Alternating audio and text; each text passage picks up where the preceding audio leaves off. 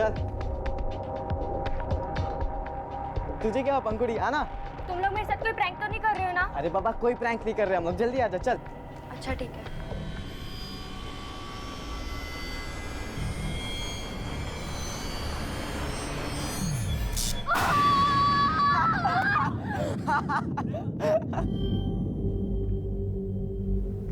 भाई पंखुड़ी, पंखुड़ी भाई, पंखुड़ी भाई क्या हो गया इसे देखना यार। ए पंखुड़ी, पंखुड़ी, पंखुड़ी उठना नाटक यार। मत करना। पंखुड़ी उठना यार। अभी इसको होश में लाता हूँ। उठ भाई कुछ कर। ए पंखुड़ी, ए पंखुड़ी, उठ उठ जा यार। उठ उठ। देख पंखुड़ी, इधर देख। तू जो कुछ देखती है घर पे बता देती है ना, इसे चुगली कहते हैं, है ना? और अब ये मत बता देना, वरना यार पंखुड़ी हम लोग तो बस मजाक कर रहे थे। देख मैं रिक्वेस्ट करता तुझसे ये सब बात प्लीज घर पर मत बताना यार प्लीज। मैं नफरत करती हूँ तुम दोनों से। अरे पंखुड़ी यार बात तो सुन यार प्लीज यार, घर पे मत बताना किसी को। पंखुड़ी बात सुन, पंखुड़ी बात सुन। हाँ। पर एक प्रॉब्लम है, जितना मैं तुमसे नफरत करती हूँ ना, उससे ज्यादा मैं तुम लोग से प्यार करती हूँ। प्रैंक्स, शरारतें, मस्ती इस तरह की हरगिज नहीं होनी चाहिए कि किसी को तकलीफ पहुंचे, किसी को खतरा हो, किसी को ठेस पहुंचे। घर के बड़े और जिम्मेदार जब इस तरह की हरकतों को नजरअंदाज करते हैं और अपनी ही दुनिया में मगन रहते हैं तो यह खतरा किसी भी वक्त भयानक रूप ले सकता है। और यही हो रहा था रस्तोगी परिवार में। पूरे दिन में सिर्फ 20 साड़ियां बिकी है, प्रॉफिट तो मिलेगा ही नहीं। लेकिन किसको क्या पड़ी है ना? उस नीलम को मैं छोड़ूंगी नहीं, देखूंगी मैं उसे। टेंशन के मारे मेरे बाल झड़ने लगे हैं। अगर यही हाल रहा ना तो सब कुछ हमारे हाथ से निकल जाएगा। मैं कुछ बोल रही हूँ, सुनाई दे रहा है आपको? मेरी तो कुछ फिक्र ही नहीं है आपको।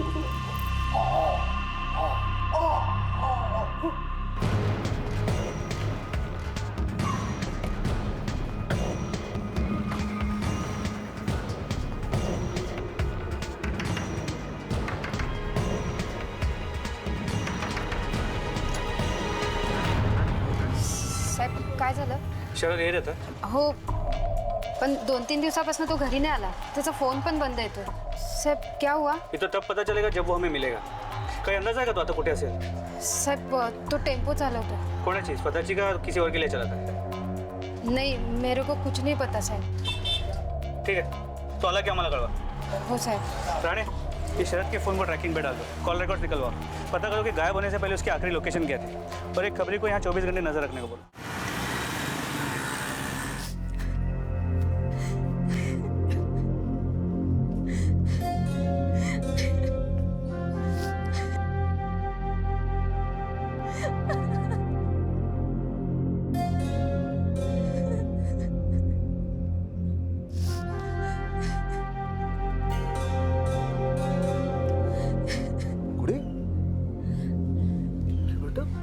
अरे क्यों रो रही हो? ताया जी, मम्मी ने मुझे बहुत चिल्लाया। क्या है? मम्मी इस पे साइन।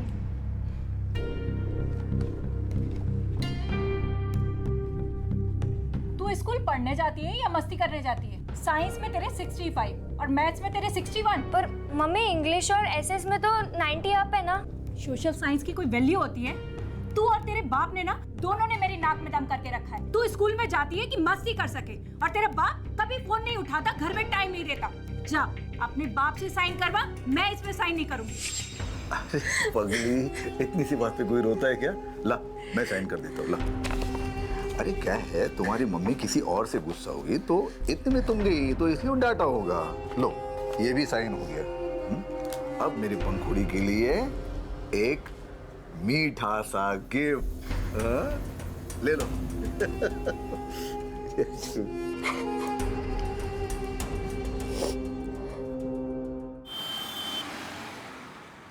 पंखुड़ी, पंखुड़ी, अरे कहाँ है पंखुड़ी? नंदिनी, पंखुड़ी को देखा कहीं? नहीं माँ जी, यहीं कहीं होगी। अरे तुम तो सुबह से अपने डिजाइन देखने में ही लगी रहती हो, तुम्हें कुछ होश भी है? कहाँ है बच्चे? सुबह से ढूंढ रही हो, मिल ही नहीं रहे हैं। क्या हुआ मम्मी जी? पंखुड़ी कहाँ है, पता भी है कुछ? और अमिता दर्पण कोई भी दिखाई नहीं दे रहा सुबह से। मम्मी जी यही होंगे वो लोग, कहाँ जाएंगे? तुम लोगों को कोई फिक्र भी अपने बच्चों की? मैं ही ढूंढती हूँ। पंखुड़ी, पंखुड़ी कहाँ है बेटा?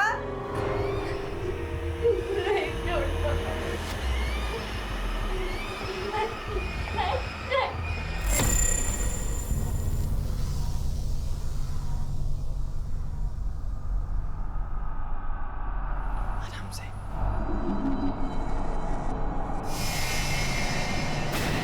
रुको, कहाँ थे तुम दोनों? और पंखुड़ी कहाँ है?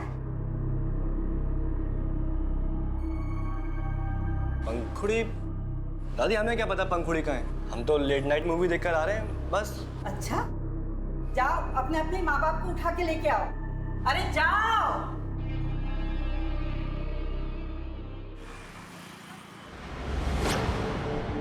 सर, मेरी पोती पंखुड़ी सुबह से गायब है।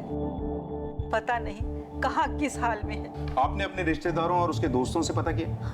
हो सकता है वहाँ हो। सर जहाँ जहाँ वो जा सकती है सब जगह पर पूछताछ की, सर कहीं नहीं मिली। आपकी बेटी है? मेरी भतीजी है। उसके पिता क्यों नहीं आए कंप्लेंट लिखवाने? सर मेरा भाई कुछ काम से पूना गया है, टूर पे है। उसका फोन ट्राई किया था लेकिन वो भी नहीं लग रहा है। आप लोगों ने आज सुबह से उसे नहीं देखा। ये भी तो हो सकता है कि वो कल रात या शाम से गायब हो। बाहर आप उसकी डिटेल्स लिखवा दीजिए और उसकी तस्वीर दे दीजिए। जी सर, शरद की last mobile location Hanuman Nagar trace हुई है। क्या? अपने घर से इतनी दूर हनुमान नगर के जंगल में है, वो कर क्या रहा है? और अगर उसके साथ वहीं कुछ हुआ है तो वहाँ किसी ने तो उसे देखा हो। चला तिथे जाऊन बघूया।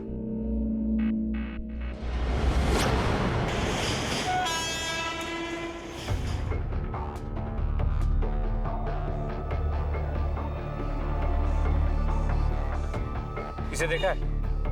हाँ साहब, कुछ दिन पहले इधर आया था ये। उसके बाद इसको मैंने फार्म हाउस की तरफ जाते देखा। और वापस आते? वापस आते तो नहीं देखा साहब। किसका है फार्म हाउस? साहब शक्ल से तो मैं नहीं जानता साहब, लेकिन साहब वो फार्म हाउस है ना, उसके आगे इन लोगों की फैक्ट्री भी है साहब। लेकिन साहब ये फार्म हाउस पे ये लोग बहुत कम आता है साहब।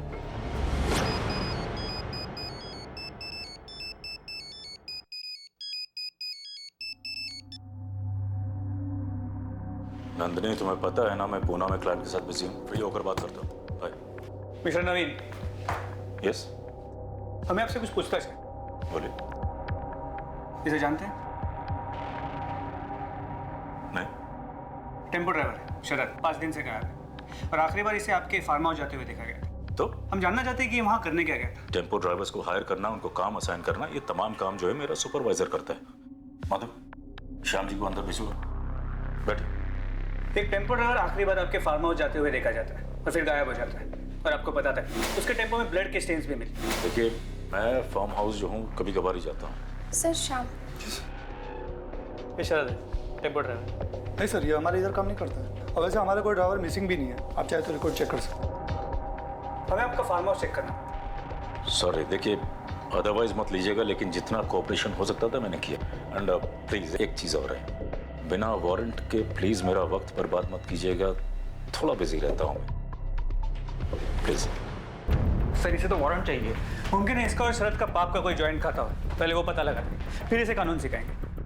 रस्तोगी परिवार के रिश्ते प्यार मोहब्बत पर नहीं, शायद नफरत और इल्जामों पर ही टिके थे। सब कागज की जायदाद जोड़ने की फिराक में भावनाओं की नीलामी कर रहे थे। क्या शरद और पंखुड़ी के लापता होने में कोई एक कड़ी कॉमन थी? पंखुड़ी किसके आगे गिड़गिड़ा रही थी? शरद के टेम्पो से मिला खून आखिर किसका था? और क्या वास्ता था उसका रस्तोगी परिवार के फार्म हाउस से? केस का की? ठीक है, उसे थाने बुलाओ, आगे देखते हैं। रिपोर्ट लिख लो। सर ठीक है। सर, शरद के बारे में जितने भी लोगों से पूछताछ की है, एक बात कॉमन निकली है कि वो बहुत ही गुस्से वाला है और बहुत लोगों से दारू पी के मार पिटाई भी कर चुका है। ठीक है, उसके घर पे जाके देखते। वो तो 2 साल पहले उसकी बीवी उसको छोड़ के चली गई, तब से वो ऐसा हुआ है। कहाँ गई वो? कहीं एड्रेस आएगा तिचा? सर, मुझे लगता है शरद ने बदला लेने के लिए अपनी बीवी को ढूंढ निकाला होगा और वो खून के निशान उसके ही होंगे। शरद की माँ ने जो मीना की बहन का एड्रेस दिया, वहाँ जाके पता करते हैं। अभी वो कहाँ है? अब तो वही हमें कोई क्लू दे सके। ठीक है, शाम को देखिए। सर, पंखुड़ी का फोन के लास्ट लोकेशन हनुमान नगर। हनुमान नगर? दामले कोई लड़की अकेले इतनी दूर नहीं जा सकती, जरूर उसे कोई लेके गया हो सकता है सर। ये भी पता चला है कि उस फैमिली का इस एरिया में एक फार्म हाउस भी है। इसका मतलब तो ये बनता है कि कोई बाहर वाला नहीं बल्कि कोई घर वाला ही उसे वहां लेके गया हो। दामले, अनिल को फोन करके इन्फॉर्म करो और फार्म हाउस आने के लिए बोलो। Okay sir. हेलो,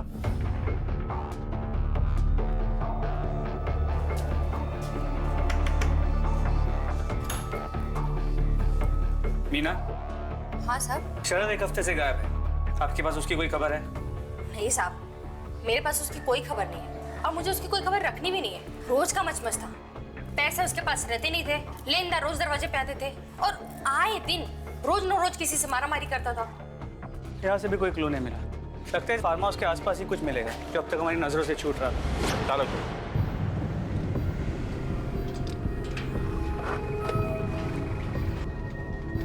सर, आप यहाँ?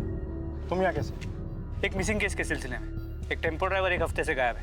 आखिरी बार इस फार्म हाउस में आते हुए देखा गया था। चलो फार्म हाउस का चप्पा चप्पा छान मारो, कुछ भी छूटना नहीं चाहिए। अच्छी तरह से पूरी जगह की तलाशी।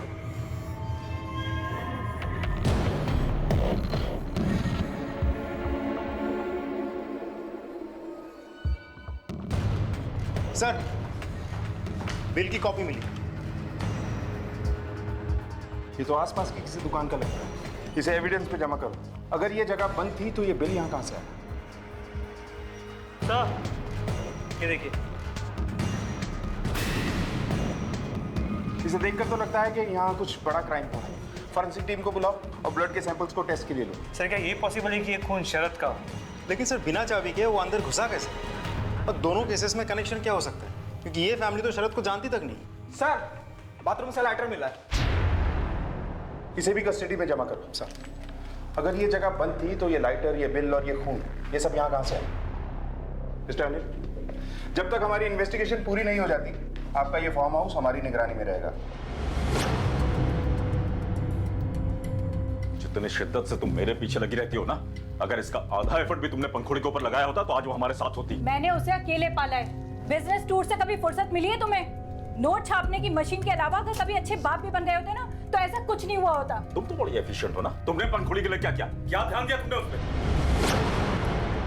क्या किया? तुम्हें होश में ला रही हूँ। सारी जिंदगी जायदाद कमाते रहे और तुम झगड़ा करती रही। कभी मेरी बच्ची पर ध्यान दिया? कभी उसके सर पर हाथ रखकर पूछा कि बच्ची तू कैसी है? शर्म करो तुम लोग, शर्म करो।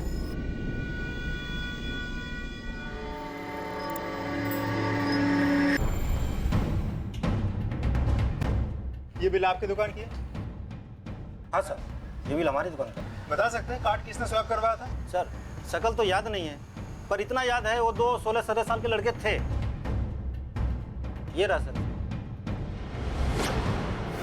यस सर, हम फार्म हाउस जाते थे लेकिन सिर्फ मस्ती करने। दारू वारू पीते थे पर कुछ गलत नहीं करते थे सर। हाँ सर, और जिस दिन पंखुड़ी गायब हुई थी उस दिन तो हम फार्म हाउस के आसपास भी नहीं गए थे। वहां नहीं गए थे तो फिर कहाँ गए थे तुम लोग? सर, उस दिन हम मलाड के एक मॉल में घूम रहे थे।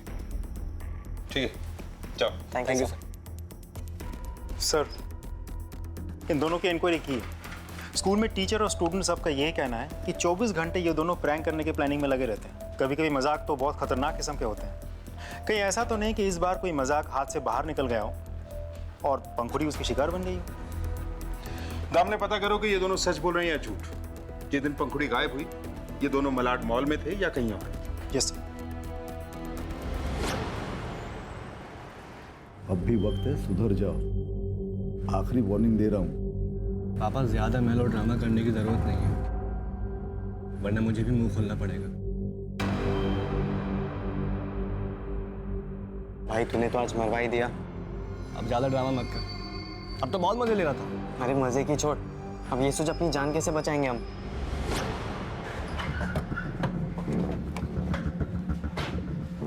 सर, दर्पण और अमित के कॉल डिटेल्स के मुताबिक वो हनुमान नगर में ही थे। शॉपिंग मॉल के सीसीटीवी फुटेज भी चेक कर लिया। बोलो झूठ बोल रहे हैं, गए ही नहीं थे वहाँ।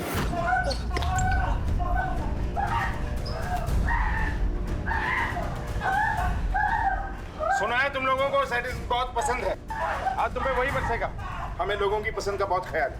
तो देख रहे हो ना तुम, ऐसे ही पूजा होगी तुम दोनों की। सामने शुरू हो जाओ। सब बताते सब। मोरे, सर उस दिन हम डर गए थे इसलिए कुछ बताया नहीं आपको। ड्रामा नहीं, सीधी कहानी सुनाओ। हाँ साहब, हम दोनों उसको फार्म हाउस ले गए थे। पंखुड़ी, क्या हुआ पंखुड़ी, ऐसे क्यों बैठी है? कुछ नहीं हुआ। फार्म हाउस चलेगी? Farm house? तुम लोग के साथ? हाँ। नहीं, मेरे को नहीं आना। अरे पंखुड़ी देख, इधर देख, ये बड़े लोग ना हमेशा अपनी चलाते हैं, है ना? अब हम तुझे फार्म हाउस लेके चल रहे हैं, चल। पर तुम लोग मेरे साथ हर बार प्रैंक करते हो। अरे बाबा प्रैंक की कसम। हाँ प्रैंक की कसम। इस बार हम कोई प्रैंक नहीं करेंगे, पक्का। तेरी कसम। अरे अच्छा ठीक है, चल। चल। पंखुड़ी घर वाले से बहुत नाराज थी क्योंकि उसको कोई फार्म हाउस नहीं ले जा रहा था। फार्म हाउस ले जाने के बाद यहाँ कितनी शांति है ना, पर घर वाले तो कुछ समझते ही नहीं है। पर हम यहाँ करेंगे क्या? हमें नहीं पता। हमें क्या पता? भैया, भैया बोलो। बहुत चोरी करती है ना, अब पता चलेगा। भैया प्लीज, भैया देखो मैं सबको बता दूंगी। भैया। फार्म हाउस में बंद करने के बाद अब हम दोनों घूमने चले गए थे और घूमे फिरे, खाए पिए, और हमने सोचा कि अब लौटकर उसको टॉर्चर करेंगे। लेकिन जब हम फार्म हाउस पहुंचे तो वहाँ पंखुड़ी हमने पंखुड़ी को बहुत ढूंढा पर कोई नहीं मिला। ये शरारत नहीं, वैश्याना हरकत है। अपनी बहन को टॉर्चर कर रहे थे तुम लोग।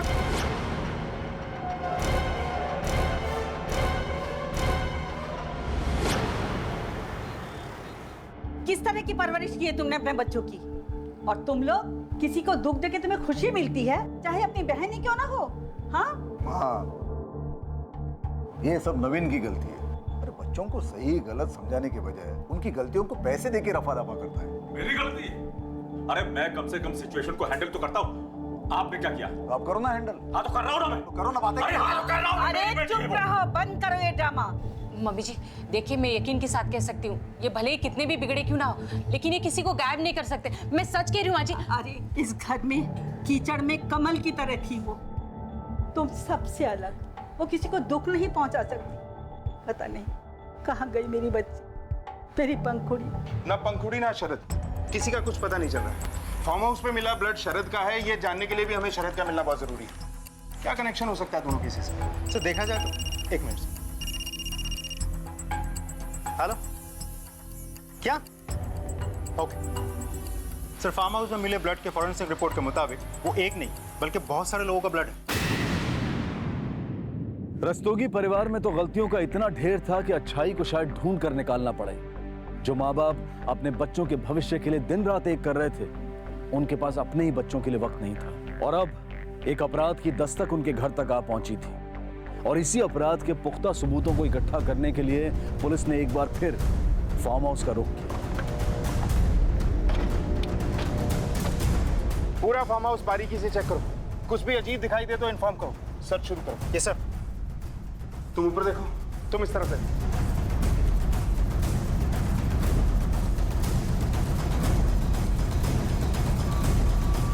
सर यहाँ कुछ है, मिट्टी में खून लगा हुआ है। ये देखिए सर, खुदाई शुरू करो। Okay sir.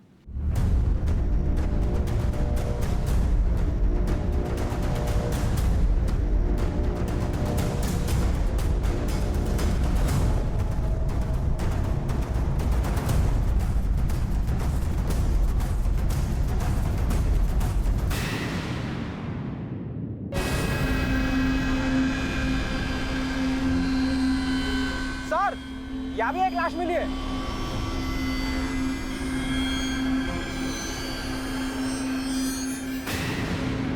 ये तो पंखुड़ी की लाश है। सर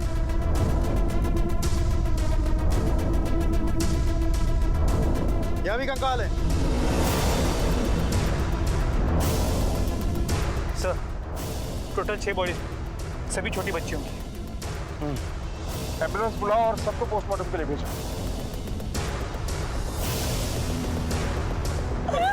मेरी बच्ची,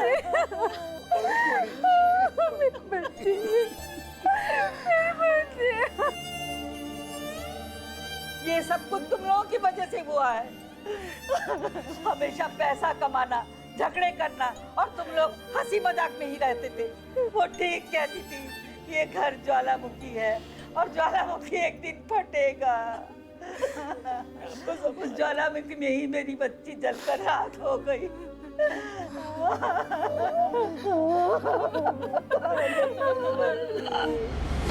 हनुमान नगर में 4 बच्चियों की मिसिंग कंप्लेंट है जो काफी पुरानी है और अब तक सॉल्व नहीं हुई। हो सकता है कि ये 4 बच्चियां वही हों। अगर ये 4 बच्चियां वही हैं, मान लेते हैं कि 5वीं पंखुड़ी है, तो ये 6वीं बॉडी किसकी है? कहीं और से भी उठाई जा सकती है। मैं शहर के बाकी पुलिस स्टेशन की मिसिंग कंप्लेंट चेक करता हूँ। और हर्ष, उस फार्म हाउस से मिले लाइटर को भी ट्रेस करो।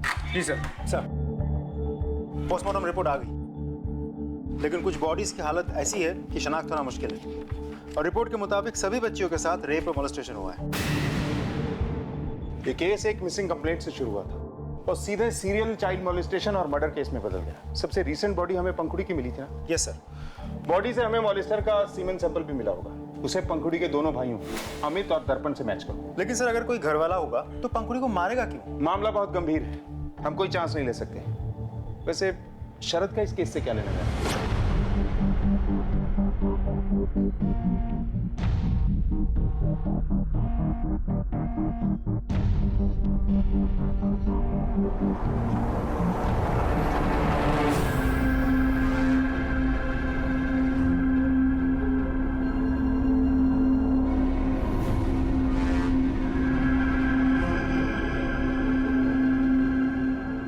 हेलो साहब। हाँ बोलो।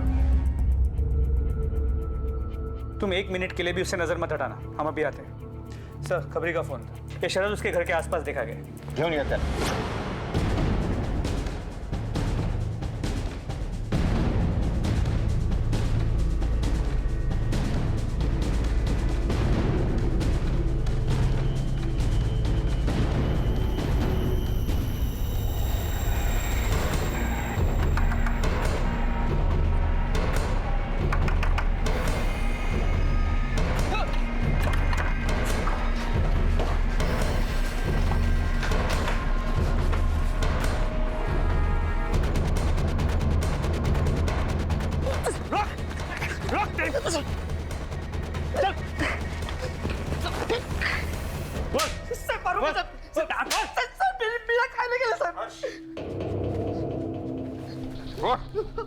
क्यों गया था फार्म हाउस? साहब सांगतो साहब, वो चोरी करने गया था साहब। फार्म हाउस बंद पड़ा था साहब और अपन को लोगों का पैसा भी देना था साहब। तो सोचा इधर चोरी करे तो किसी को पता नहीं चलेगा साहब, इसलिए गया था उधर। चोरी करके तू इतना डर गया था कि अंडरग्राउंड हो गया। चोरी के साथ साथ तूने खून भी किया और रेप भी किया। तेरे टेम्पो में खून किसका था? साहब सांगतो साहब, उधर में चोरी करने के लिए गया था साहब। वो पहले से एक आदमी वहां पे अजीब सा मास्क लगा के घूम रहा था साहब। उसके हाथ में चाकू था साहब। उसने अब उनको चाकू से उनके ऊपर हमला किया साहब। मैं अपनी जान बचाते कैसे कैसे भाग गया साहब। तभी मेरे खून का निशान टेम्पो को लग गया होगा साहब। हुलिया कैसा था उसका? सब काटी कैसे? हट्टा कट्टा आदमी था साहब। चेहरे पे मास्क लगा था तो कुछ चेहरा ठीक से पता नहीं चला साहब। अब रुको, जान बचाने के लिए अपने घर क्यों नहीं गया? वो अभी खतरा था साहब। वो लेंदर मेरे पीछे पड़े थे मारने के लिए साहब। कहाँ अंडरग्राउंड हुआ था? सब वो पास के गांव में साहब, बनेली में। मैं वही था साहब। चाहे तो आप जाके चेक कर लो साहब। वो तो हम पता कर ही लेंगे, पर अब तू अपना ब्लड सैंपल दे। और जब तक रिपोर्ट नहीं आ जाती ना, तू हमारा मेहमान रहेगा, समझा? ये शरद शायद सच बोल रहा है। 2 अक्टूबर की सुबह उसने बनेली की बस ली थी और वहाँ किसी किसान के घर पे वो किराए पे रुक गया था। हर्ष, कहानी अगर सच्ची भी है तो गढ़ी भी तो जा सकती है हमें गुमराह करने के लिए। सर, रिपोर्ट के मुताबिक टेम्पो पर लगा ब्लड शरद का ही है। मतलब शरद भी नहीं, तो फिर कौन हो सकता है? जिस तरह का डिस्क्रिप्शन शरद ने उस मास्क वाले आदमी का दिया था, कुछ कह पाना मुश्किल है। पंखुड़ के बाप और काका दोनों के कॉल रिकॉर्ड चेक करो। अगर कुछ गड़बड़ है भी तो खुद ही सामने आ जाएगी। Yes sir.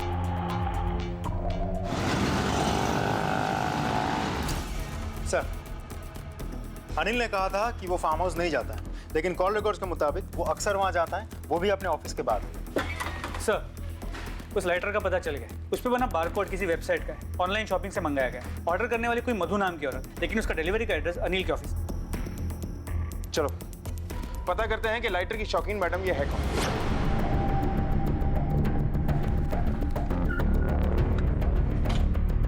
सर, मेरा फार्म हाउस मेरी फैक्ट्री के बगल में ही है। तो जब भी मैं फैक्ट्री से लौटता हूँ तो फार्म हाउस में बाहर से चक्कर मार के देखता हूँ सब कुछ ठीक है या नहीं। कुछ जाना पहचाना सा लग रहा है? जी सर, ये लाइटर मैंने ही अनिल सर को गिफ्ट किया था। क्यों? अफेयर है तुम दोनों के बीच? सर हम लोगों का कोई अफेयर वफेयर नहीं चल रहा है। आप मेरा प्रॉब्लम नहीं समझ पाओगे। फ्रस्ट्रेट हो चुका हूँ मैं इस शादी से। मेरी बीवी को बात करना नहीं आता, सिर्फ लड़ना आता है। घर जाने से भी डरता हूँ मैं। सर यही वजह है मेरे और मधु की दोस्ती की। हम लोग एक दूसरे से मिलते थे, दुख सुख बांटते थे, प्रॉब्लम शेयर करते थे और दुख, लेकिन सब वहाँ पे क्या चल रहा था उसका कोई अंदाजा नहीं था मुझे। मैंने किसी का खून नहीं किया। ठीक है, लेकिन हमें यकीन दिलाने के लिए तुम्हें हमारे साथ चलना होगा। चलो।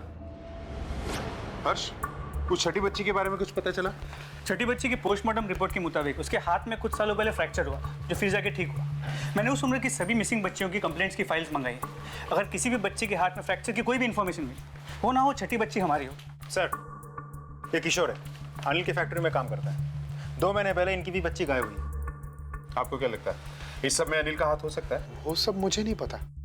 हम तो बहुत गरीब आदमी है साहब। हाँ, उन्हें बच्चों से बहुत लगाव था और उनके बच्चों के साथ 2 मिनट में दोस्ती भी हो जाती थी साहब।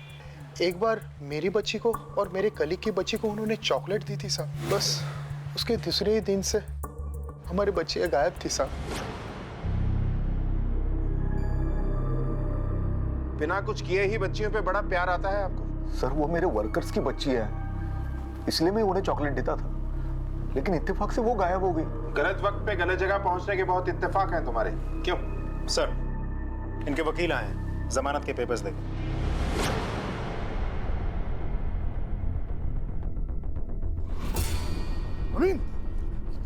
नवीन करना बंद करो। नवीन छोड़ो, जान से मार दूंगा मैं। क्या कर रहे हो तुम? छोड़ो मुझे। छोड़ो। नीलम ने मुझे बताया था तेरे बारे में। क्या क्या तूने मेरी बेटी के साथ? छोड़िए। कभी सोचा नहीं था कि तुम्हारे दिमाग में इतनी गंदगी भरी होगी। पंखुड़ी तो मेरी बेटी जैसी थी और तुम। पंखुड़ी 3 अक्टूबर को फार्म हाउस से गायब हुई, पर अनिल उस दिन शहर में ही था। वो कोई और है जो अब तक हमारी आंखों में धूल झोंक रहा है। नवीन उस दिन उसी एरिया में था, जबकि उसने कहा कि वो पुणे गया और उसका फोन 3 तारीख को पूरे दिन स्विच ऑफ था। सर, मुझे लगता है सबके पीछे नवीन है। उस दिन फार्म हाउस में पंखुड़ी ने उसे सब कुछ करते देख लिया होगा, तो अपने आप को बचाने के लिए उसने पंखुड़ी का कत्ल कर दिया होगा। आपका मतलब है कि मैंने अपनी बेटी के साथ? आप ऐसी घटिया बात सोच भी कैसे सकते हैं? अरे मैं फोन इसलिए ऑफ किए हुए था ताकि मेरे घर वाले मुझे फोन करके परेशान नहीं करें। उस छठी बच्ची की शिनाख्त हो गई, नाम परी है, नौपाड़ा की रहने वाली। उसकी माँ ने मिसिंग कंप्लेंट भी लिखवाई। जिस दिन से खेलने गई थी तब से वापस ही नहीं लौटी। कंप्लेंट भी लिखवाई थी। वो जादू वाले चेयर में बैठी थी और फिर से गायब हो गई। चेयर? कौन सी चेयर बेटा? वो चेयर बाजू वाले अंकल के पास है। जी कहिए, क्या बात है? सुना है परी तुम्हारी किसी जादू वाली कुर्सी पे बैठी और गायब हो गई। गायब हो गई? ऐसा तो कुछ नहीं है सर, वो इस चेयर पे कभी बैठी ही नहीं। हाँ, इसकी जब डिलीवरी हुई तो शायद उस वक्त बैठी होगी, तो पता नहीं। कहाँ से ऑर्डर की थी चेयर? सच बता, क्यों गया ये सब? सब पता था, सब पता था। अपना कंट्रोल चाहता था सब, जो औरतों पर नहीं बच्चों पर हो सकता था, क्योंकि सब औरतें मक्कार होती है, धोखेबाज होती है, भाग जाती है, लेकिन बच्चे एक थप्पड़ में शांत हो जाते हैं। अंकल मैंने कुछ नहीं किया, मुझे छोड़ दो। अंकल मैंने कुछ नहीं किया है। घर जाना है तुझे? हाँ? तो बेटा ऐसे बोलो ना, अंकल मुझे छोड़ दो, मुझे घर जाना है। बोलो मुझे छोड़ बोलो। अपने पागलपन के लिए इतनी सारी बच्चियों को अपनी आवाज का शिकार बनाया, इस सब के लिए वही फार्म हाउस क्यों चुना? क्योंकि वो खाली पड़ा था साहब फार्म हाउस। हाँ, अच्छी बड़ी जगह थी, लाशें गाड़ने के लिए कहीं बाहर नहीं जाना पड़ता था साहब। हाँ। टेम्पो पे तेरा खून कहाँ से आया? वो सब मैं नौपाड़े से उस लड़की को उठाया था, बहुत हाथ पैर पटक दिया। मेरे को पत्थर से मारी और टेम्पो के पीछे चुप गई साहब। मैंने भी उसे वहीं से पकड़ा, चल फार्म हाउस पे लेके उसके ऊपर रेप किया, उसको वही मारा और वही गार्ड दिया साहब। तभी टेम्पो पे खून का निशान लग गया होगा साहब। तो टेम्पो छोड़ के क्यों भागा? मैंने सोचा टेम्पो सुबह लेके जाऊंगा, सुबह देखा तो वहाँ पे टेम्पो नहीं था साहब। पंखुड़ी तेरे हाथ कैसे लगी? वो पुलिस जब मेरे घर पे आई ना तो मैं छुपने के लिए फार्म हाउस गया साहब। उधर वो पहले से ही बंद पड़ी थी साहब। मैंने तो साहब मौके का फायदा उठाया साहब। अंकल प्लीज मुझे बचा लीजिए अंकल। अंकल प्लीज मुझे बचा लीजिए अंकल। प्लीज मुझे छोड़ दो प्लीज। प्लीज छोड़ दो मुझे। जाना है तुम्हें? प्लीज हाँ ऐसे बोल। प्लीज प्लीज मुझे जाने दो। मेरे क्यों पीछे पड़े हो? मैं तुम्हारे पैर पड़ती हूँ।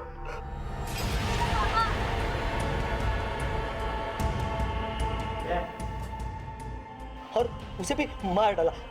उसे दफना ने ले जाने वाला था तभी दो लड़के सामने से आए साहब। तो मैंने उसको वो बेड के नीचे छुपा दिया। अंकुड़ी, अंकुड़ी। जैसे ही वो दोनों चले गए ना मैंने उसको वही गाड़ दिया।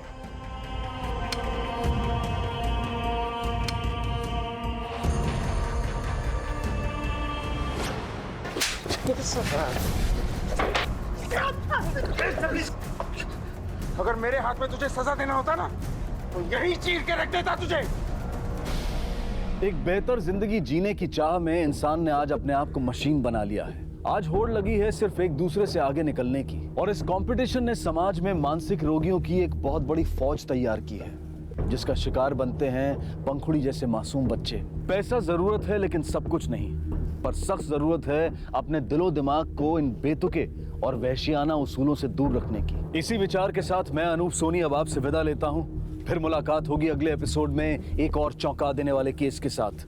तब तक अपना और अपने परिवार का ख्याल रखें और देखते रहें क्राइम पेट्रोल डायल 100। सबक एक को सीख हम सबको। जय हिंद।